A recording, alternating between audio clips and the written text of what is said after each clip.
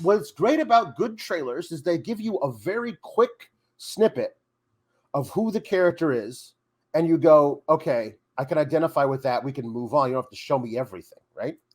But what we And didn't know was they would have no other traits, really. right, none.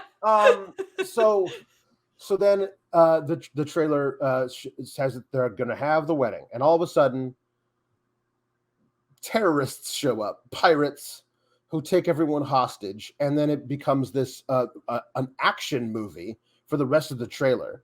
The song changes, the pacing of like the little clips that they show you change. It's J-Lo and Josh Duhamel running around with a hail of bullets, throwing grenades at people. And I'm like, this feels like it is, we can never do this movie because you are scaredy cat. Correct. But From Dusk Till Dawn remains one of my favorite films because it is one movie up until a point in the movie, and then the movie is a different movie. Like, it is a crime caper for half of the movie, and then this crime caper leads them to a bar in the Mexican desert that is full of vampires, and the rest of the movie is them being attacked by and killing vampires. And there's no hint in the beginning of the movie that there's going to be any vampires in it. And once the vampire movie starts, you forget all about the crime caper stuff. But both things are very solid. It's just that it is a movie that ends and begins with the same cast of characters, just in a different movie. And I think I've always thought that was a really cool storytelling device. And so I got excited thinking that this movie was going to be like that. I think it tried. I mean, not very hard. Not very hard, but I think... So one thing that I did appreciate about it is the amount of wedding movies of J-Lo's acting career. Yeah. Like, many of them have been like wedding. When I watched this with my wife.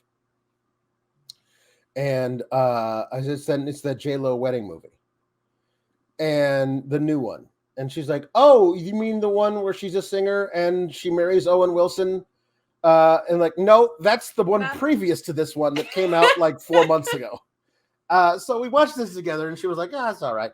But like she was excited because she thought it was a different J-Lo wedding movie that came out very recently to this J-Lo wedding movie. That is hilarious. J-Lo loves getting married. She does. Well, and I feel like it's right. People like say that about her in her personal life, that she has all these. I felt like this was a little bit cheeky of like, I always get movies. I'm going to produce one that's a wedding movie, but is also bananas. Yeah. So I appreciated the attempt at that. Like I appreciate that. You got some lighting going on over there. That was so weird. I don't know what happened. So that much I did like. I think it was kind of like it was witty to do a wedding movie that went bonkers when she's always cast in wedding movies and there's so much talk about her relationship status and her marriages in pop culture. Like, I thought that was a pretty cute idea. But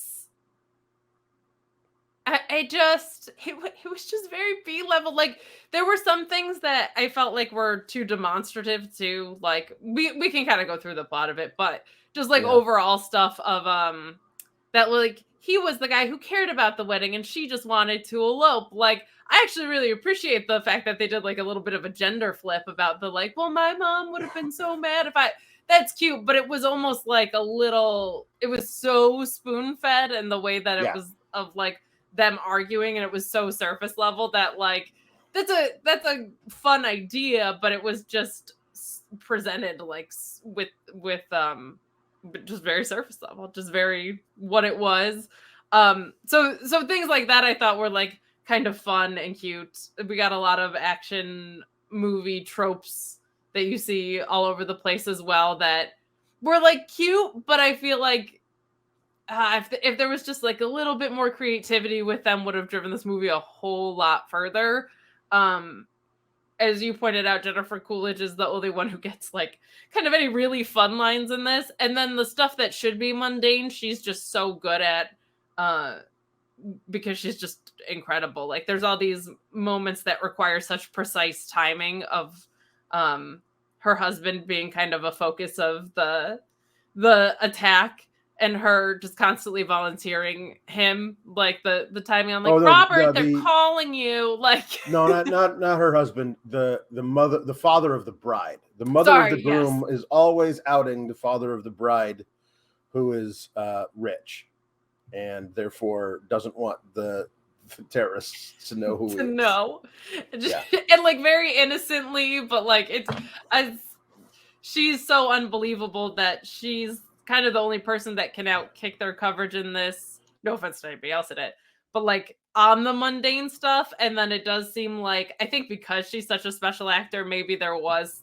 an extra writing effort around what her part was going to be, because she's by far. Or maybe they just let her improv, and like she's such a talented comedian, she knows exactly what to say. She's so funny, but we can go into it scene by scene ish. But the other piece of this is, like, we've talked about this with a lot of movies, is that it feels like nothing really happens for probably the first 35 minutes of this, I would say, because it doesn't achieve what you were talking about of being such a rom-com and then like, oh my God, it just turned into an action movie. Mm-hmm. The way it bridges that gap is done by not front-loading the beginning of the movie with anything super surprising or fundamental, I guess. Yeah.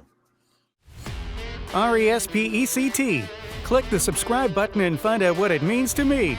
Nah, that doesn't have a ring to it. But if you like videos about real news stories that are funny, stupid, or weird, subscribe now.